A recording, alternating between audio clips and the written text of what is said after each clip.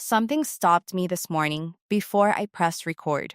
I was sitting at my table, deck in front of me, candle lit, ready to go, and I just sat there, completely still. Because the energy that had been building around this reading since last night was unlike anything I had felt in a long time, and I did not want to rush past it. I wanted to sit inside it long enough to understand what it was trying to tell me before I opened my mouth. And what it told me was this: whoever finds this video today is someone I need to speak to very carefully. Not because the message is delicate, but because you are someone who has probably heard a lot of words in your life that did not quite reach the real you. Words that landed on the surface and slid off because they were not precise enough, not true enough, not deep enough to get to where you actually live. And I do not want to be another voice that misses you. So I am going to try to reach you today. The real you, the one underneath the version you show the world. My name is Elena, and I have been doing this work for years. Not because it made sense on paper, but because spirit made it impossible to do anything else.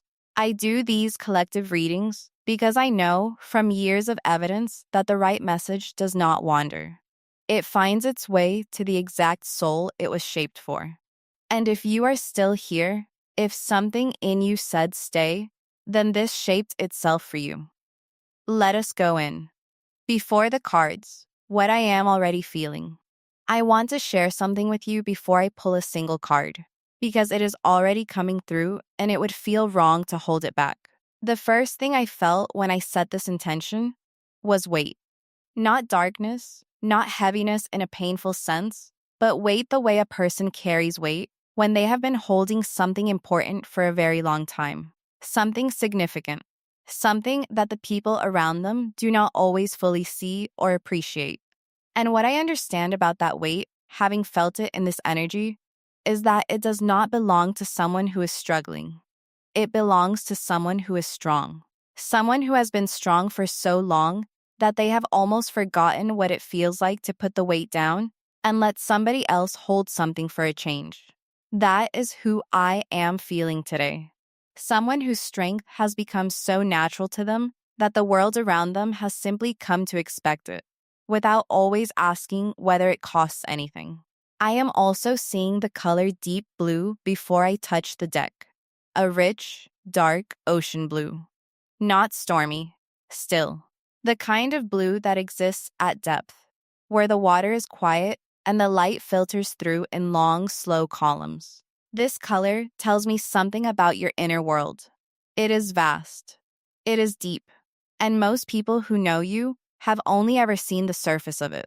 The letter S or the letter N is coming through very clearly right now. This could be your initial, someone close to your heart, a name you keep returning to in your thoughts, or even a place that feels like it carries unfinished meaning for you. Hold it. We will see if it confirms itself as we go deeper. The number 7 is circling this reading. 7 in numerology is the number of the seeker, the one who questions beneath the surface of things, who finds ordinary explanations unsatisfying, because they can always sense the layer underneath. If 7 is part of your life path number, your birthday, or any date that feels significant to you right now, let that be your first personal confirmation. Now, the cards. First card, the Chariot. I held this card for a long moment before I spoke, because I wanted to make sure I was giving you what Spirit actually wanted you to hear. Not the textbook definition, but what the specific card is saying to your specific energy today. The Chariot is about movement, but not the kind of movement that is frantic or forced. It is the kind of movement that happens when someone finally stops waiting for permission and decides quietly, internally, without any announcement, that they are going in the direction they were always supposed to go. It is willpower meeting readiness. It is the moment the internal decision becomes external momentum. And the reason this landed first in your reading, Elena, the reason this is the very first thing Spirit wants you to know, is because you are at the beginning of exactly that moment. You are at the threshold of your own chariot energy. Something in you has already made a decision or is on the absolute edge of making one that is going to set a direction in motion that cannot be walked back. Not because you cannot change your mind, but because once this movement starts, you will not want to. Because it is correct. Because it is yours. I need to ask you something, and I want you to sit with it honestly. How long have you been moving in a direction that was partially chosen for you? How long have you been on a path that made sense on the outside, made sense to other people? Check the boxes that were presented to you as the right boxes to check, but that, in quiet moments, in the middle of the night or the middle of a drive somewhere, felt slightly off. Not wrong, exactly, just not fully yours. The chariot in this position is not telling me you made mistakes. It is telling me the season of half-chosen directions is closing. What is opening is a path that bears your actual fingerprints, one that came from the inside out, not the outside in. Cancer and Capricorn energy are both alive with this card. Cancer for the deep emotional intelligence that guides every real decision you make, even when you frame those decisions in practical terms. And Capricorn for the disciplined, determined part of you that once it commits, does not waver. Whoever in your life carries these energies, a Cancer sun, a Capricorn moon, these people are connected to the forward movement this card is describing. Numbers with the chariot, 7, 16, and 25. Birthdays on the 7th, the 16th, the 25th of any month. July feels highlighted. If July holds any significance in your personal story right now, a date, a memory, a deadline, an arrival, that is not coincidental. Second card, the Queen of Cups. I want you to feel something when I say this card's name, because the Queen of Cups following the chariot is spirit telling me something very specific about who is driving that chariot. The Queen of Cups is the most emotionally intelligent archetype in the entire tarot. Not emotionally reactive, emotionally intelligent. There is an enormous difference. This queen does not drown in what she feels. She holds it. She understands it. She uses it as information in ways that most people cannot access, because most people were taught that feelings were separate from wisdom. The Queen of Cups knows they are the same thing. This is you, or it is the truest version of you, the version you inhabit most fully when the noise dies down and you are simply being yourself without an audience. You feel things at a depth that can be both a gift and a challenge. You pick up on the emotional undercurrents of rooms and relationships before anyone has said a word. You know when something is off before there is any evidence it is off. You have walked into situations, met people, entered conversations, and known, with that quiet, certain knowing that sits below thought, that something was not quite what it appeared to be. And you have been right. More times than you have probably been given credit for. What Spirit is saying to you through this queen is something I want to deliver very carefully. Your sensitivity is not your vulnerability. I know the world has sometimes treated it that way. I know there have been people in your life who, whether consciously or not, leaned on your emotional attunement as something they could draw from without ever thinking about whether the well needed to be refilled. I know you have loved people generously, sometimes past the point where that generosity was being held carefully on the other end. The Queen of Cups is here today to remind you that the same depth that makes you remarkable is also something that deserves protection. Yours, specifically. From you, given to yourself. Pisces and Scorpio placements are very strong with this card. If you carry either of these in your chart, especially a Pisces moon or a Scorpio rising, this card is speaking directly to your core nature. Water energy runs through your reading in a way that tells me water is not just a symbol for you. It is a reset. Being near water, in water, even in the presence of rain, returns something to you that daily life quietly takes. Do not underestimate how much you need that. The letter M is appearing very clearly with this card. An M in your life right now, a person, a place, a memory, that a name beginning with M is attached to is connected to this cup energy. Someone who pours something into you, or someone who you have been pouring something into. Take that as it resonates. Third card, The Tower, reversed. I am not going to soften this card because I do not think that would serve you. But I am going to be precise about what it is saying. Because a reversed tower in a reading like yours means something very different from what people fear when they see this card. An upright tower is sudden disruption. It is the thing that falls without warning. Reversed, it is something else entirely. It is a tower moment that you already survived, a falling that already happened, that may have felt like it was going to take everything down with it, but did not. And Spirit is placing it here, in the center of your reading, because it wants to acknowledge something that you may not have fully acknowledged to yourself yet. You went through something that shook the foundation, something that, at the time it was happening, you were not sure you were going to land on the other side of intact. And you did not make a lot of noise about it. That is very you, from what I am reading in this energy. You processed it internally. You kept showing up. You kept functioning. You kept being present for the people and responsibilities around you, while something inside was quietly doing the very hard work of rebuilding. That is not nothing. That is actually extraordinary.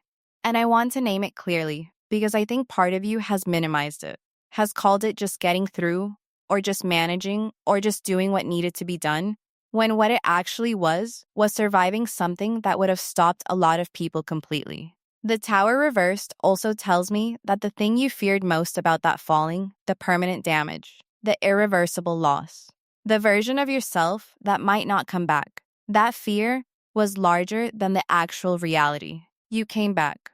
Differently, yes. Not identically to who you were before it, because that is not how real experiences work. But you came back. And what came back is stronger in the places that cracked, because that is what happens to souls like yours. The fractures become the foundation of something more honest. Aries and Uranus energy are present here.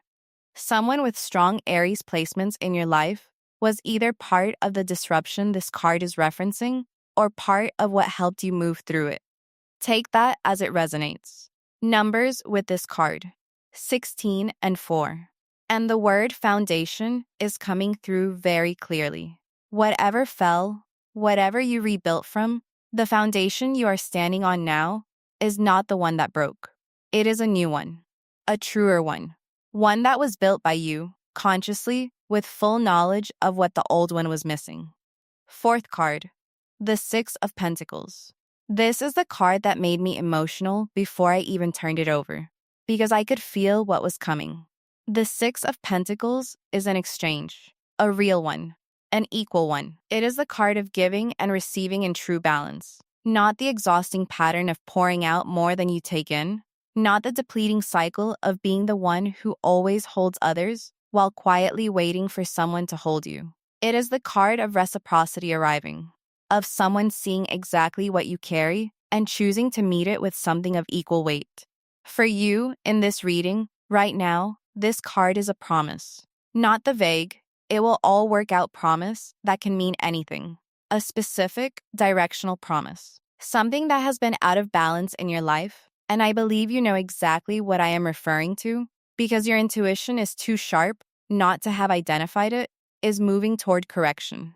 Not because you finally asked for it, not because you finally demanded it, but because the energy around you has shifted in a way that makes the old imbalance unsustainable.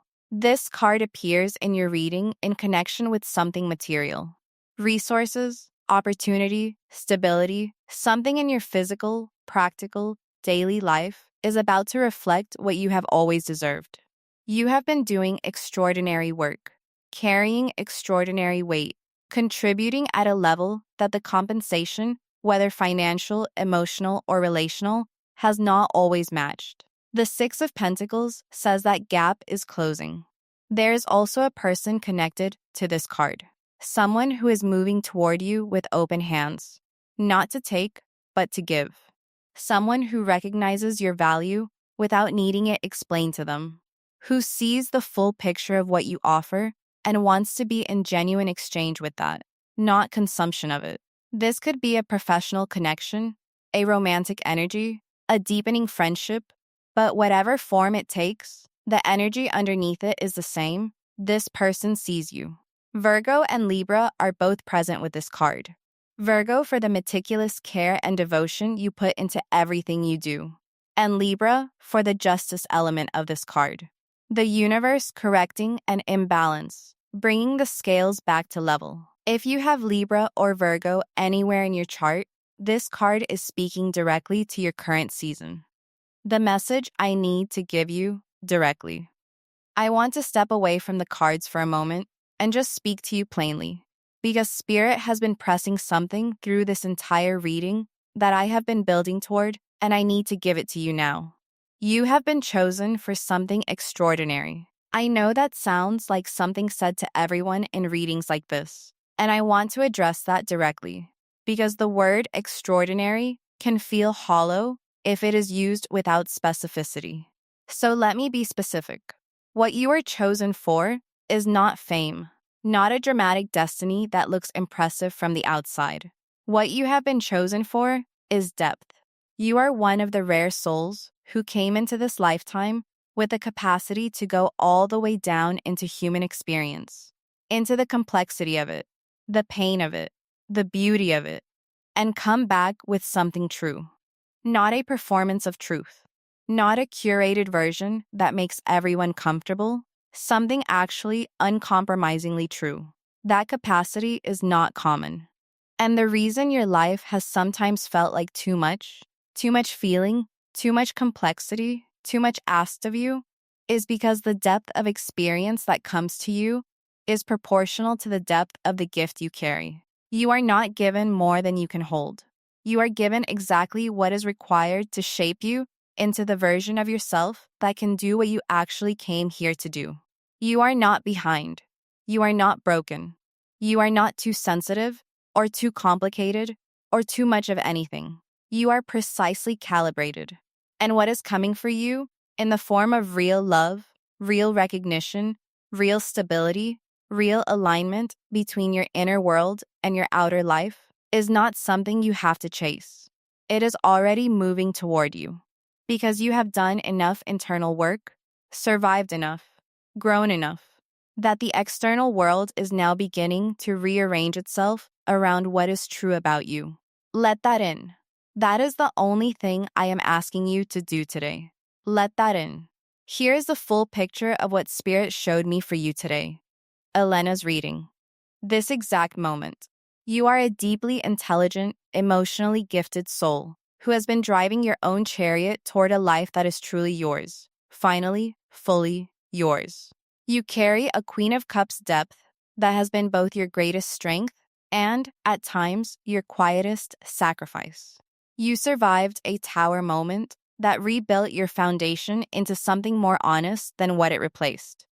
And you are standing at the threshold of a Six of Pentacles season, a season of real reciprocity, real recognition, and real material and emotional exchange that finally matches what you have always deserved. The universe did not place you here carelessly. It placed you here with intention, with specific gifts, with a life that has been shaping you towards something that only you can carry in the way that only you can carry it.